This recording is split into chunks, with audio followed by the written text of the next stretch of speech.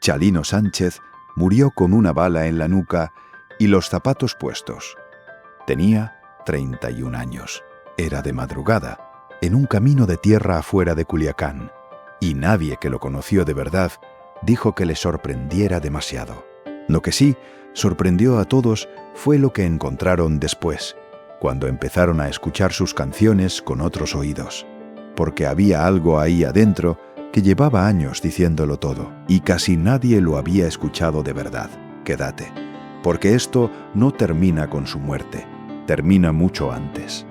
Y lo que voy a contarte hoy es lo que las canciones de Chalino guardaban adentro, lo que él mismo puso ahí, sin que nadie le pidiera que lo hiciera, y lo que mucha gente prefirió ignorar durante años, porque era más cómodo que la verdad.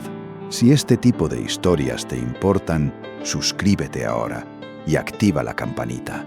Hay cosas que solo se entienden cuando alguien te las cuenta desde adentro. Y esta es una de ellas.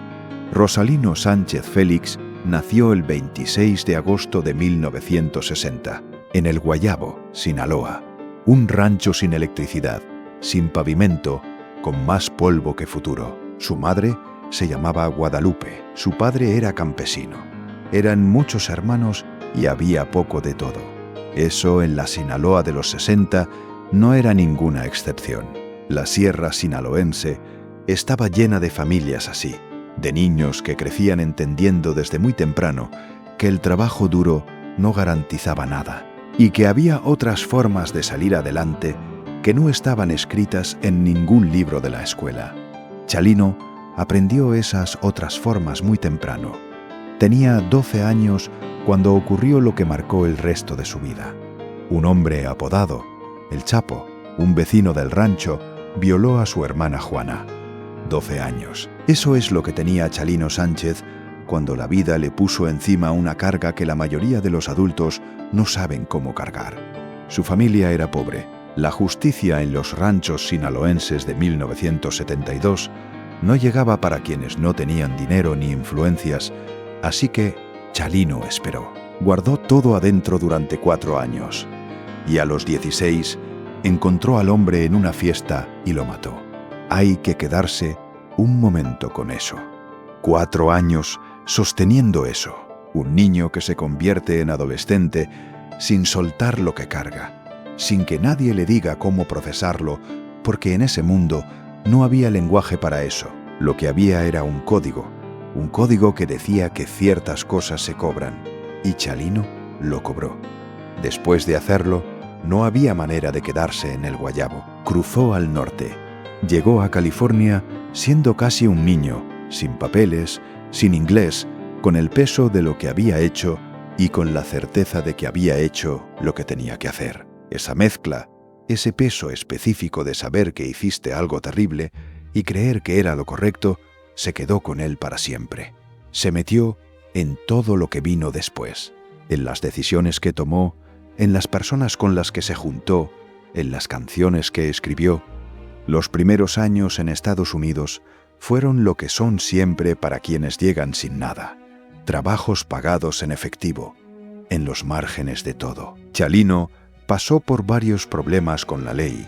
Estuvo en prisión. Vivió en las orillas de Los Ángeles, donde se juntaban los migrantes sinaloenses que habían dejado el campo y que en la ciudad seguían siendo del campo. Esa comunidad tenía sus propias reglas, sus propios negocios, sus propias formas de resolverse la vida. Y Chalino encajó en ese mundo con una naturalidad que dice mucho de dónde venía y de lo que había aprendido antes de los 16.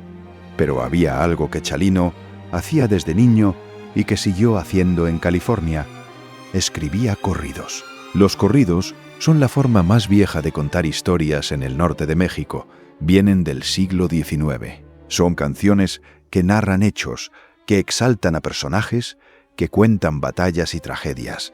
Y hazañas, en el siglo XX, se convirtieron también en el lenguaje de lo que no se puede decir directamente, de los traficantes, de los pistoleros, de los hombres que vivían fuera de la ley y que en sus comunidades tenían un estatus complejo, admirado en algunos círculos y temido en otros.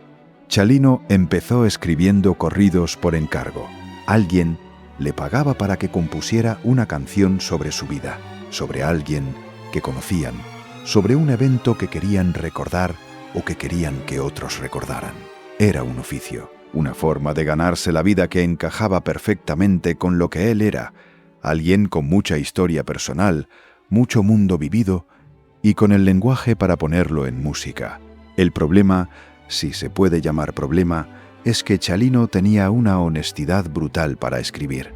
Sus corridos no eran glorificaciones vacías ni historias de héroes de cartón. Eran registros, tenían nombres reales, lugares reales, detalles que solo alguien que conocía los hechos de primera mano podía incluir. Y eso los hacía radicalmente distintos a todo lo que existía en ese género en ese momento. Su voz tampoco ayudaba a que pasara desapercibido. Chalino Sánchez tenía una voz que no encajaba en ningún estándar de la música mexicana comercial de los 80. Era áspera, sin pulir, con un fraseo irregular que sonaba más a hombre contando algo en una cantina que a cantante de carrera. Los productores que lo escucharon en esa época lo rechazaron por eso. Le decían que no tenía voz de artista, que necesitaba trabajo técnico, que su afinación era problemática, que el mercado no iba a aceptar eso. Y él siguió cantando exactamente igual. Sus primeras grabaciones las hizo en cassettes copiados, vendidos de mano en los mercados de los barrios de Los Ángeles, en las fiestas de la comunidad sinaloense, en las reuniones donde se juntaban los paisanos que extrañaban un Sinaloa que ya no existía para ellos. No había disquera, no había distribución, no había nada del sistema formal. Había boca a boca. Había alguien que le daba el cassette, a otro que se lo daba a otro en un rancho de Arizona, que se lo mandaba a un primo en Culiacán, y las canciones fueron llegando a más oídos de los que nadie esperaba. ¿Por qué funcionó de esa manera? Porque la gente que vivía esas vidas escuchaba esas canciones y sentía que alguien finalmente estaba hablando en su idioma. Los migrantes sinaloenses en California vivían entre dos mundos que no los querían del todo. México los había empujado a irse por falta de opciones. Estados Unidos no los reconocía como suyos legalmente. Y en ese espacio intermedio, ese no lugar donde se pasa la vida de millones de personas, las canciones de Chalino eran de ellos. Hablaban de su tierra, de su gente, de los códigos que conocían desde que eran niños y que en California seguían rigiendo, aunque el paisaje fuera diferente. Pero hay una capa más en lo que Chalino hacía que se habló muy poco en los años de su fama y que se habla todavía menos ahora. Una capa que está ahí, visible en las letras de sus canciones y que para quien la entiende cambia completamente la manera de escucharlo. Sus canciones tenían un contenido que, cuando lo lees, con atención, revela algo sobre la vida que llevaba y sobre el mundo que habitaba, que va mucho más allá de la imagen del cantante de narcocorridos. Chalino Sánchez no solo cantaba sobre otros, se cantaba a sí mismo, y lo que ponía en esas letras sobre su propia existencia era una mezcla de orgullo, de fatalismo y de algo que se parece mucho a la consciencia de que todo eso tenía fecha de caducidad. Hay corridos de Chalino donde habla de hombres que viven bien sabiendo que van a morir jóvenes, donde la valentía y la muerte están tan cerca la una de la otra que ya no se distinguen bien, donde el personaje del corrido no tiene miedo de lo que viene, porque ya tomó las decisiones que tomó. Y esas decisiones llevan a lugares conocidos. Eso en la tradición del corrido norteño no era nuevo. Pero en Chalino tenía un peso específico porque quien lo cantaba no estaba interpretando un personaje.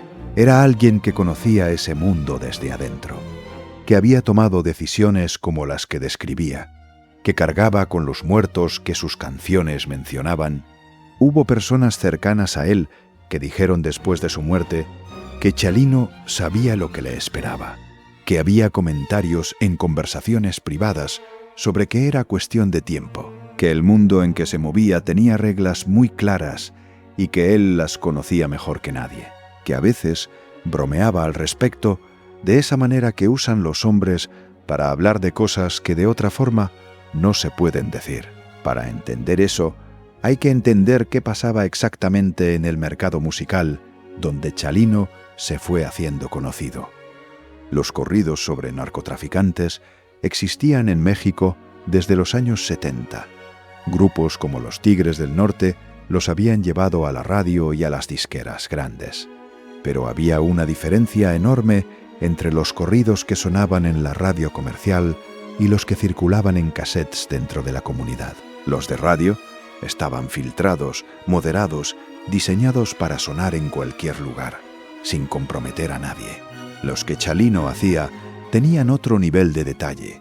Mencionaban a personas reales del mundo del tráfico de drogas por sus nombres o sus apodos. Describían eventos que habían ocurrido de verdad. Servían como registro documental de algo que existía, pero que no aparecía en los periódicos, porque los periódicos que lo cubrían pagaban un precio muy alto por hacerlo. Eso tenía un valor enorme para la gente que encargaba esas canciones, y tenía un riesgo enorme para quien las cantaba, porque cuando cantas el nombre de alguien poderoso en un corrido, estableces una relación. Esa persona puede considerarse honrada por la canción, o puede considerar que eres alguien que sabe demasiado y que habla demasiado, y que hay que silenciar. La línea entre esas dos interpretaciones la decide el poderoso, no el cantante. Chalino navegó esa tensión durante años.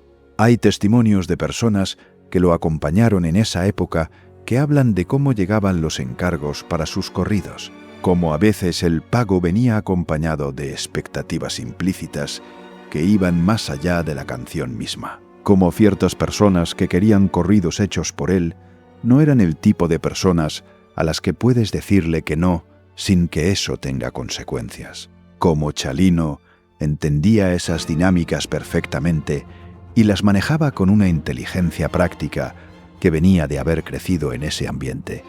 Y él los hacía, los cantaba, los grababa en casetes que circulaban por Los Ángeles, por Culiacán, por Tijuana, por todas las redes de la comunidad sinaloense en los dos lados de la frontera.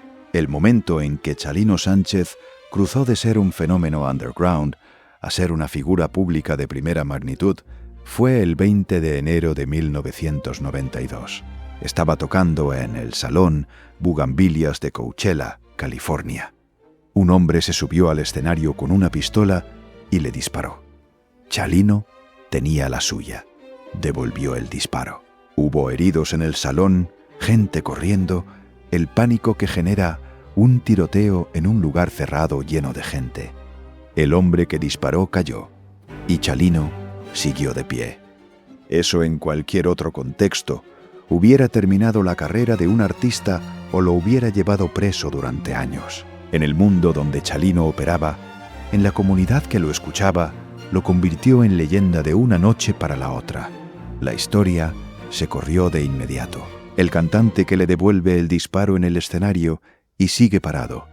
Las grabaciones de esa noche circularon. La gente que ya lo escuchaba lo vio de otra manera. Y la gente que no lo conocía empezó a buscarlo activamente. Los cassettes se agotaban antes de que llegaran a los puestos. Las peticiones para tocadas llegaban de todos lados. Y Chalino Sánchez, el hombre del rancho en Sinaloa, que había cruzado la frontera huyendo de lo que hizo a los 16 años, se convirtió en el artista más demandado del circuito de la música regional mexicana en California. Pero con la fama llegaron también otras cosas que son más difíciles de nombrar. El mundo del que cantaba se acercó más. Las personas sobre las que escribía corridos estaban cada vez más presentes en su vida cotidiana. Las invitaciones a tocadas en México, en lugares controlados por grupos que él conocía bien, empezaron a llegar con más frecuencia y con más peso. Y Chalino aceptaba, porque era el trabajo, porque el dinero era real, porque en ese mundo rechazar ciertas invitaciones tiene sus propios costos que pueden ser más caros que aceptarlas. Su esposa, Marisela Vallejo, habló después de su muerte de un periodo en que Chalino estaba diferente, más callado. Más vigilante de maneras que ella notaba pero que no podía nombrar del todo, dormía mal en ciertas épocas, miraba hacia los lados en lugares públicos de una manera que no era paranoia sino hábito aprendido. Ella sentía que había algo que él no le contaba, pero que se veía en cómo se movía, en cómo reaccionaba a cosas pequeñas, en cómo tomaba ciertas decisiones sin dar explicaciones. Los que lo acompañaban en las giras contaban que en México se manejaba de manera diferente a como lo hacía en California, que había momentos en que él tomaba decisiones sobre rutas, sobre horarios, sobre con quién reunirse y con quién no, que nadie del entorno entendía completamente en el momento, pero que después, mirando atrás, tenían sentido, que sabía leer situaciones de una manera que viene de haber crecido en ese ambiente y de haber sobrevivido en él durante años. El 15 de mayo de 1992, 4 meses después del incidente en Coachella, Chalino tocó en el palenque de la feria de Culiacán. Fue un evento enorme, miles de personas. El regreso del cantante, ya famoso, a su tierra natal. Fue una noche de triunfo visible, de la que hay fotos y videos que todavía circulan. Chalino en el escenario en su tierra, ante la gente que lo había escuchado desde antes de que llegara a ser conocido en California, el hijo de El Guayabo, que había vuelto. Al salir del evento, un grupo de hombres armados lo esperaba afuera del palenque. Lo subieron a un vehículo. Su cuerpo apareció al día siguiente, en un camino de tierra en las afueras de Culiacán. Tenía 2 disparos en la nuca, las manos atadas con alambre de amarre, los zapatos puestos. 31 años. Iba a cumplir 32 en agosto. La investigación oficial fue lo que suelen ser esas investigaciones en Sinaloa en 1992. Poco y nada. Nadie fue procesado. Nadie dio respuestas que tuvieran coherencia. El caso quedó abierto de nombre y cerrado de hecho, como decenas de otros casos similares en esa época y en ese lugar. La impunidad no era la excepción, era el sistema. Pero lo que pasó después de su muerte es lo que hace de esta historia algo que todavía hoy, 30 años después, merece ser contado con atención. Las ventas de sus grabaciones explotaron. En los meses siguientes a su asesinato, los cassettes de Chalino Sánchez se vendieron en cantidades que sus editores no habían visto antes ni soñarían haber visto en otras circunstancias. La gente que lo conocía lo escuchaba de nuevo. La gente que no lo había escuchado quería entender quién era ese hombre que había muerto de esa manera. Y lo que encontraban en las canciones los dejaba con algo difícil de nombrar. Una sensación de que esas letras decían más de lo que decían, de que había algo ahí que ya sabía. Porque cuando escuchas los corridos de Chalino, después de saber cómo murió, y el Parral, algunas letras tienen un peso que no tenían antes. Hay una canción que grabó en los últimos meses de su vida donde el personaje habla de que ya sabe que le van a cobrar lo que debe, que tiene los días contados, que está en paz con eso porque vivió como quiso y murió en su ley. Musicólogos y periodistas que analizaron su obra señalaron ese tipo de letra como algo más que recurso poético, como evidencia de que Chalino sabía, en algún nivel concreto y no metafórico, lo que se venía. Otros que lo conocieron en ese periodo dijeron cosas más directas, que en los últimos meses había habido advertencias que llegaron de distintas direcciones, que algún corrido específico había molestado a quien no debía molestarse, que el incidente de Coachella había dejado cuentas pendientes con gente que tenía los medios para cobrarlas, que había mensajes que llegaron de formas que en ese mundo tienen significados muy precisos. Y Chalino había seguido tocando, seguido grabando, seguido aceptando las invitaciones a México cuando llegaban. ¿Por qué? Esa pregunta no tiene una respuesta simple. La respuesta más superficial es que era su trabajo y era lo que sabía hacer. Pero eso no alcanza para explicarlo del todo.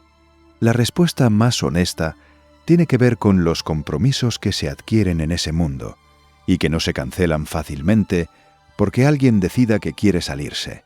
Cuando tu carrera se construyó en parte sobre la relación con personas de cierto tipo, no hay una salida limpia disponible al momento en que decides que la quieres. Puedes parar de grabar, puedes parar de volver a México, pero la relación sigue existiendo, con todo lo que implica, independientemente de lo que tú hagas. Y hay algo más, algo que viene de antes de todo eso. Chalino Sánchez se formó en un mundo donde el miedo era algo que no te podías permitir mostrar, donde mostrar miedo tenía consecuencias peores que enfrentar lo que lo generaba.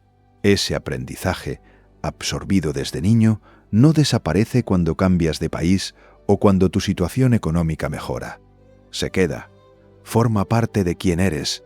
Marisela Vallejo lo dijo de una manera que no se puede mejorar, que Chalino era un hombre que nunca aprendió a tener miedo, que creció en un mundo donde eso era un lujo que no cabía, y que eso lo hacía quien era, y que eso también lo mató. Hay que hablar también de su hijo. Adán Sánchez creció con el nombre de su padre como herencia y como peso. Empezó a cantar siendo muy joven.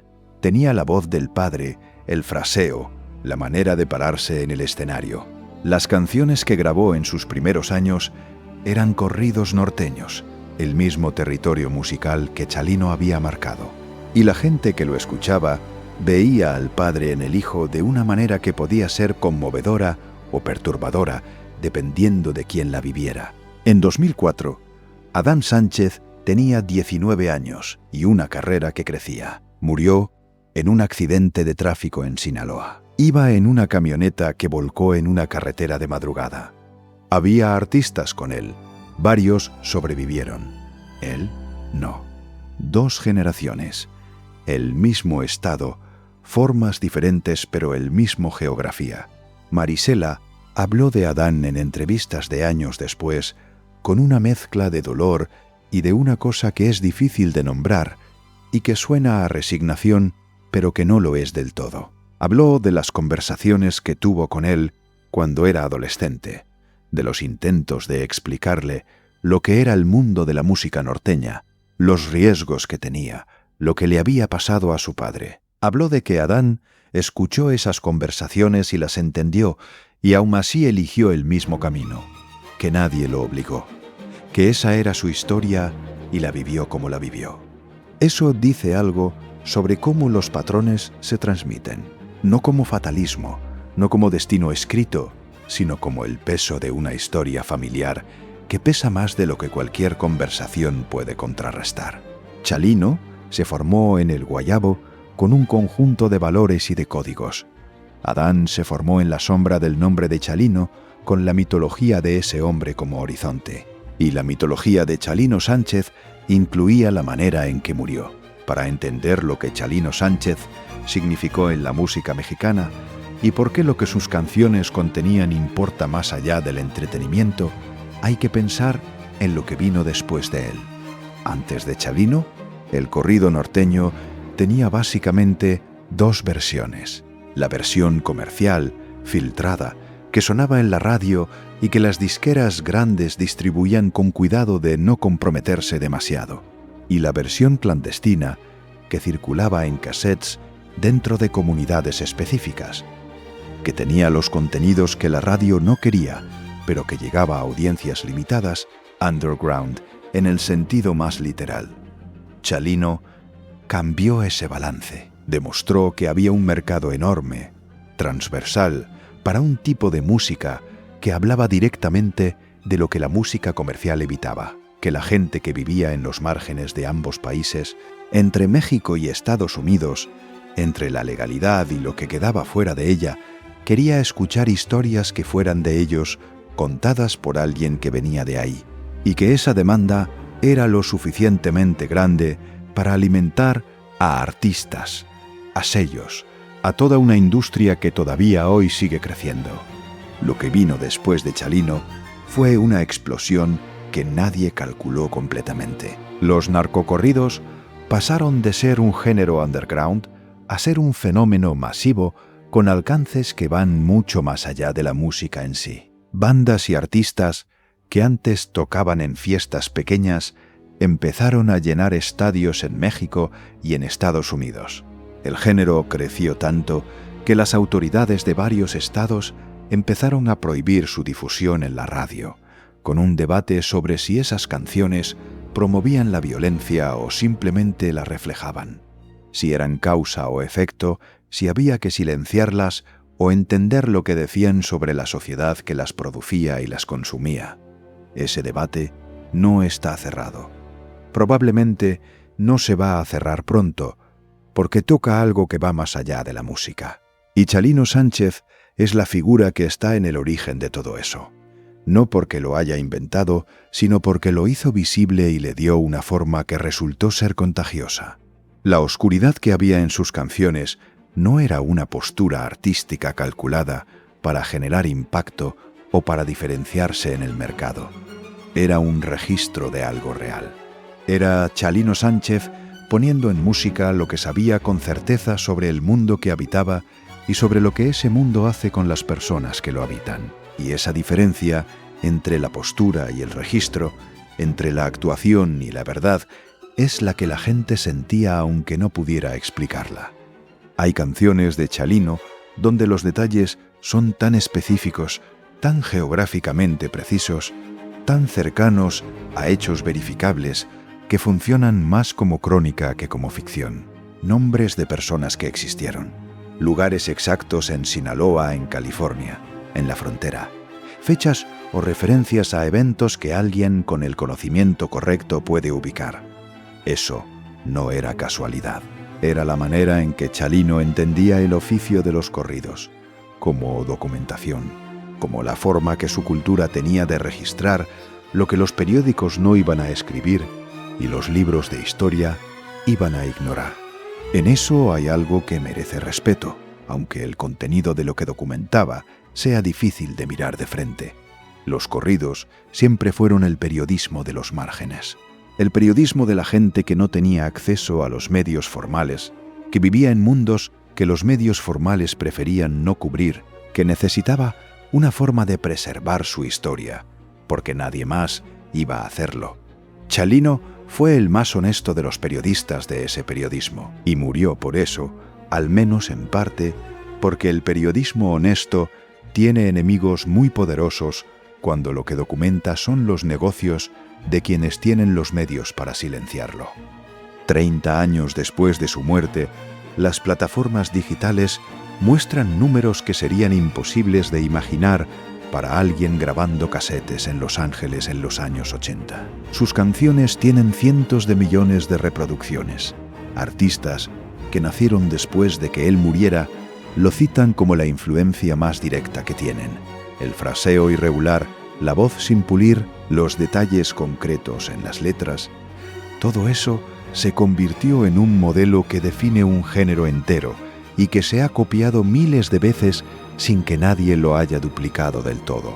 Porque lo que hacía que las canciones de Chalino fueran lo que fueron no era una técnica replicable, era que venían de una vida real, de decisiones reales, de un mundo que él no describía desde afuera, sino desde dentro. Era la autenticidad de quien está cantando sobre lo que vivió, y sabe que lo que vivió tiene consecuencias que va a enfrentar. Eso se siente. La gente lo reconoció en los cassettes de los 90 y lo sigue reconociendo hoy, aunque muchos de los que lo escuchan ahora nunca hayan estado cerca del mundo que describe. La oscuridad que muchos dicen que estaba oculta en sus canciones nunca estuvo oculta. Estaba ahí, en las palabras, en el tono, en los silencios, entre una frase y la siguiente. Estaba en la manera en que describe ciertos personajes con una familiaridad que solo tiene quien los conoce, no quien los imagina. Estaba en las letras donde el narrador del corrido habla de su propia muerte con la tranquilidad de alguien que ya llegó a términos con la posibilidad. Siempre estuvo ahí. Lo que ocurrió es que mientras Chalino estaba vivo, era más cómodo escuchar las canciones sin pensar demasiado en lo que implicaba. Era más fácil disfrutar el ritmo, sentirse reflejado en los personajes, emocionarse con las historias, sin hacer la pregunta que las letras hacían inevitable. ¿Qué sabe exactamente la persona que está cantando esto y de dónde sabe? Después de que apareció su cuerpo en ese camino de tierra en Culiacán, con los zapatos puestos y 2 balazos en la nuca, esa pregunta ya no podía evitarse. Y la respuesta que da, cuando alguien se sienta a escuchar sus canciones con esa pregunta en mente, es incómoda. Dice que Chalino Sánchez sabía exactamente en qué mundo vivía, que ese mundo estaba en sus canciones porque era el único mundo que conocía y que lo había formado desde niño. Que las letras que hablan de hombres que mueren jóvenes y en paz no eran metáforas poéticas, sino declaraciones de intención sobre cómo quería vivir, aunque eso implica también cómo iba a morir. Hay un corrido que grabó en los últimos meses antes de viajar a Culiacán por última vez. La letra habla de un hombre que sabe que tiene enemigos, que sabe que el tiempo que le queda es incierto y que decide que no va a cambiar lo que es ni a quién le debe lealtad por miedo a lo que puede pasarle, que va a seguir siendo el mismo hasta el final. Que si le llega su hora que le llegue, pero que no le va a llegar huyendo ni arrepintiéndose. Eso no es un personaje de corrido. Eso es un hombre hablando de sí mismo. Chalino Sánchez fue muchas cosas que son difíciles de juzgar desde afuera.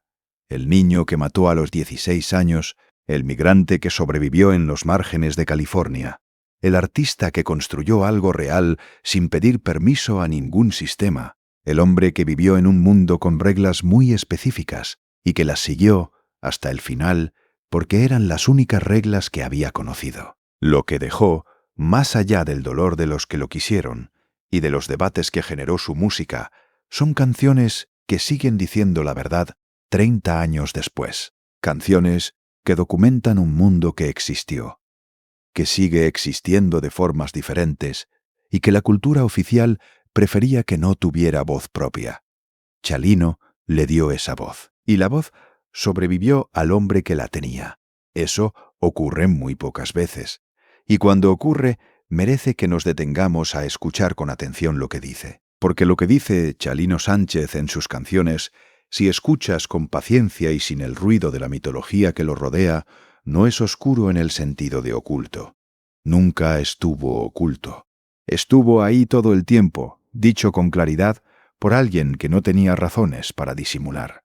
La oscuridad no estaba en las canciones, estaba en lo que muchos preferimos no escuchar cuando alguien nos dice la verdad de frente.